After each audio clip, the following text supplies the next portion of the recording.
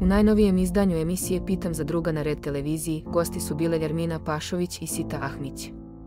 Voditelji Jovan Ilić i Anastasija Buđić otvorili su temu ljubavne veze između Aneli Ahmić i Luke Vujovića, ali i odnosa sa njegovim ocem Bajom Vujovićem.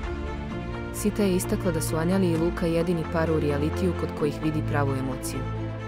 Kako je rekla, njihova veza odiše radošću, srećom i iskrenim osjećajem bliskosti. Dodala je da, za razliku od drugih parova, oni ne glume, već žive to što osjećaju. Zatim se osvrnula na Lukinog oca, Baju, rekavši da bi ga razapela da nije njegov otac.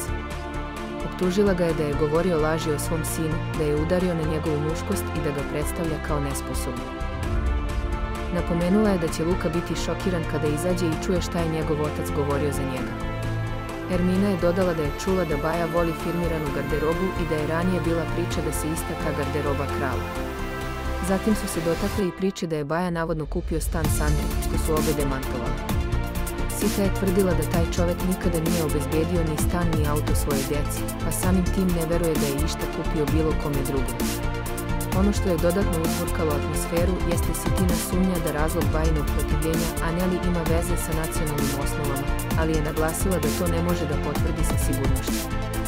Na kraju je poručila da ne veruje u istinitost Bajinih izjava i da su njegove namere loše.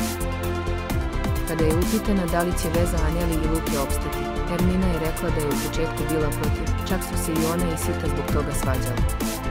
Ali sada smatra da je to jedna od najrealnijih i najemotivnijih veza.